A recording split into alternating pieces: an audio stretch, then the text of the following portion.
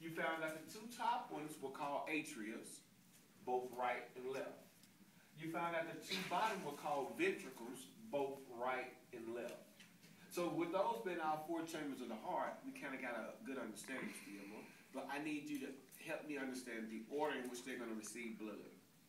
We found out this organ, Mr. Gilmore, its job is to pump blood throughout the body to make sure the oxygen and nutrients are delivered to wherever they need to be.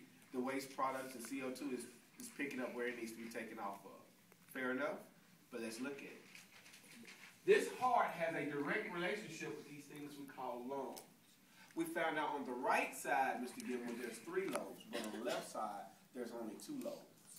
That becomes very important when you all start looking at some of your respiratory illnesses and diseases, especially when y'all start playing micro, because you're going to understand structure affects function.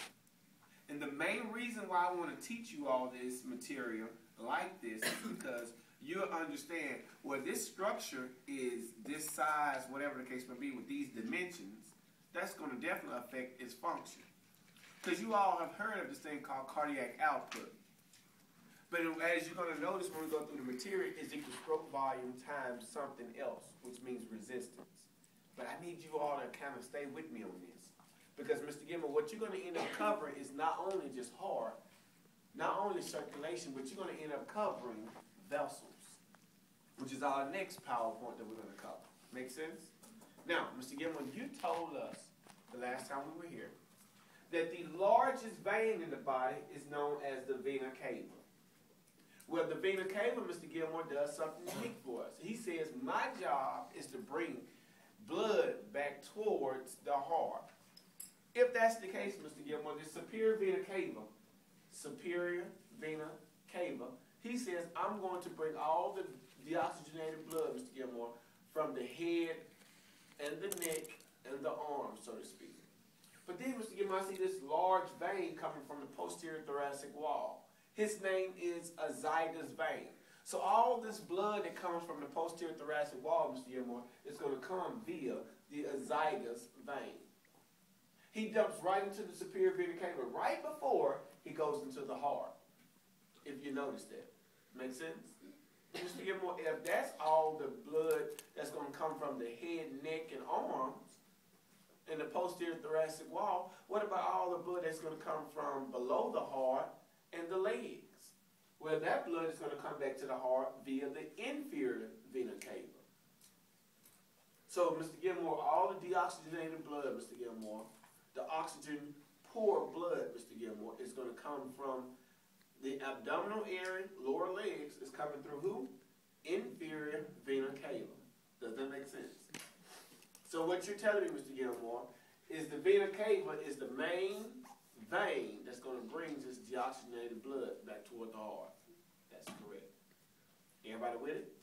But Mr. Gilmore, what happens when it enters the right atrium? So when you're telling me, hold up, the right atrium is the first chamber that is to receive blood. That's correct? That's correct. But Mr. Gilmore, this right atrium says, okay, I'm going to take all I can until I can't take no more, and then it pushes back. There's a structure that's going to be right here that is going to push back on. This pushing back structure that's here is called the right auricle. The right auricle. The right auricle, Mr. Gilmore, is like an ear flap. It's going to push back this area like a flower blossoming so that it can create more surface area for that what? Right atrium. What is that called? Right auricle.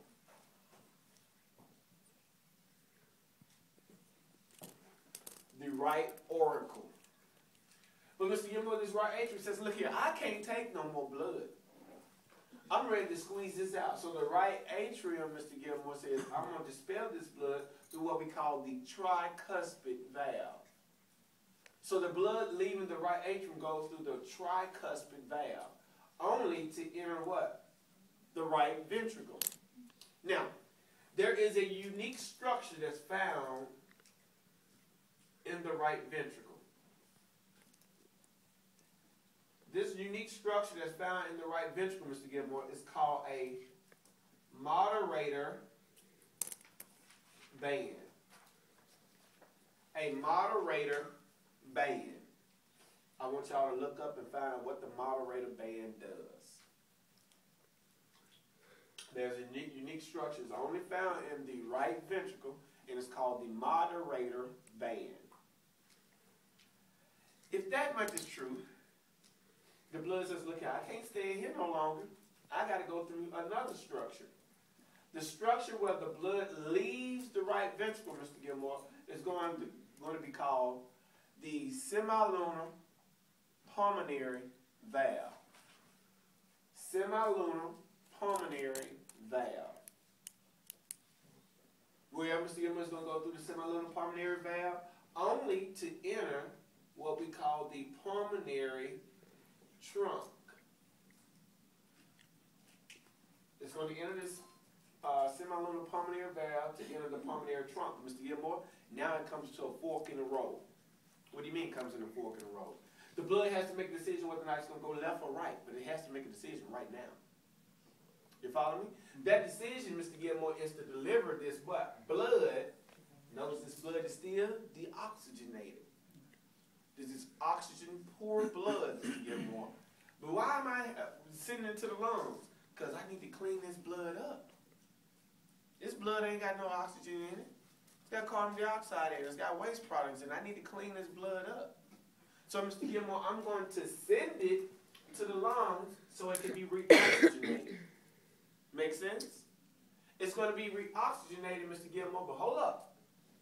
What structure is it going to go through in order to get to the alveolar sacs in the lungs? A pulmonary artery. Notice I said artery. Mr. Gilmore, hold up now. I thought arteries don't carry deoxygenated blood. Remember I told you some of those textbooks were wrong? Here's the catch. An artery is to carry blood away from the heart. That's what arteries do. So, Mr. Gilmore, that rule that they used to say arteries carry oxygenated blood is not true. Because here is the one exception to that rule. Here it is an artery that is carrying what? Deoxygenated blood. Make sense? That deoxygenated blood, Mr. Gilmore, is going to be delivered. It's going to be delivered to these cute things we call alveolar sacs. But what's going to happen at the alveolar sacs, Mr. Gilmore? Gas exchange. The overall job at this point, Mr. Gilmore, is to carry what? These oxygen and these carbon dioxides to be exchanged here. What do you mean, Mr. Gilmore? We found out that the partial pressures of oxygen and the partial pressures of carbon dioxide is so different that, here's the main thing it's going to do, Mr. Gilmore. It's going to go from a high to low concentration. Because of the fact it's going from a high concentration to a low concentration, we're going to call that diffusion in its most simplest form. Do I need any ATP or any energy, Mr. Gilmore? No. I'm going with the flow. Going from high to low. I used to tell my students, look, it's like taking what? Whitewater rafting. All I'm doing is sitting in a tube and floating along. I ain't got to do no kicking or nothing. I'm just going with the current because it's going to take me where I need to go. Make sense? Same thing with this oxygen as well as this carbon dioxide. It's going to exchange gases from a high to low concentration. Does that make sense? Good. Mr. Gilmore, now that our blood is reoxygenated, I need to give it to the rest of the body. I can't keep it for the heart. I need to give it to the rest of the body. He says, okay, fine. I'm going to deliver this. Mr. Gilmore, this oxygenated blood back to the heart via who? Pulmonary veins. So here's the unique time that a vein is carrying what? Oxygenated blood. But Mr. Gilmore, it enters what we call the left atrium. The left atrium says, look at me, I can't take no more of this. And so he pushes back to create increased surface area with this left auricle so that, Mr. Gilmore, it can leave the blood and push it through what we call a bicuspid or mitral valve. Bicuspid or mitral valve. So another word for bicuspid is mitral valve. Because you're going to hear me later talk about mitral valve prolapse, and you're going to need to know what that is. So I'm going to tell you, this bicuspid valve has a cousin name called mitral valve. Make sense? But Mr. Gilmore, once this blood leaves the left atrium and go to the left ventricle, what we're going to do now, Mr. Gilmore, our job is really to get this blood to the rest of the body, Mr. Gilmore. So the left ventricle says, look here, the reason I'm the largest chamber, the reason I am the largest chamber, the reason I am the largest chamber is because I have to pump blood throughout the body. Now, some of y'all nurses in the room, watch this right here. That should be all of y'all, or with the exception of ones going to med school, pharmacy school, or wherever you're going. This left ventricle, you all do this thing called vitals all the time. That's the first thing y'all do. After you ask them a couple of questions in the history, next thing you know, you start doing what? Doing vitals. Mr. Gilmore, there's 4 vitals that we always talk about. Temperature, blood pressure, heart rate, and respiration. You follow me? Guess what? 2 of those are going to tell you exactly how well this is working. What do you mean? When I'm checking your blood pressure, when I'm checking your pulse, it's telling me how well the what? Left ventricle is working. Because, Mr. Gilmore, this left ventricle, his job is to pump blood throughout the body. If that much is the case, Mr. Gilmore, when you check my vitals, I know exactly what chamber is working well. Left ventricle. So much so, I'm going to show you how sharp y'all are. Watch this right here. If you take the systolic and diastolic of blood pressure and subtract them two, guess what you should get? Somebody's pulse. You follow me? So there's a way to check whether or not this is working for you with this patient. Make sense? But we're going to keep it going. Mr. Gilmore, when I leave the left ventricle, I got to enter this valve right here. This valve is called the aortic valve. Some people refer to it as the aortic semilunar valve. But this aortic valve, Mr. Gilmore, is the entryway into the largest artery in the body. His name is the what?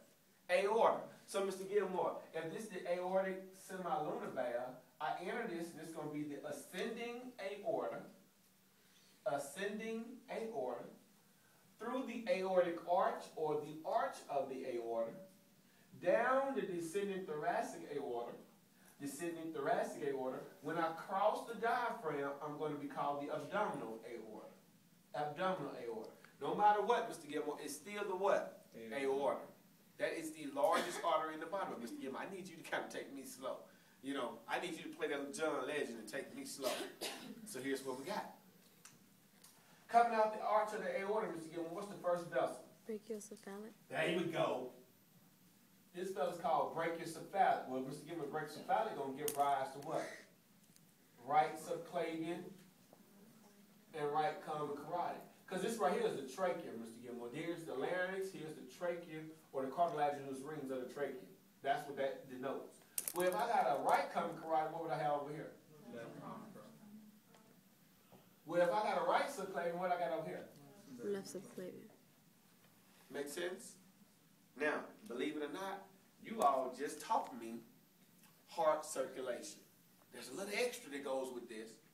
When we start talking about different vessels that's on the heart, we call coronary vessels. All right, we got the big circumflex, we got the marginal, we got all these arteries that want to innervate the heart, because, Mr. Gilmore, the heart is a muscle just like the rest of the muscles in your body. It needs oxygen nutrients too. But the big concept, we just explained it. Everybody with me? Now here's what I'm going to do. I'm going to shut up, and you can get your last little shot if you want it. That's if you want it.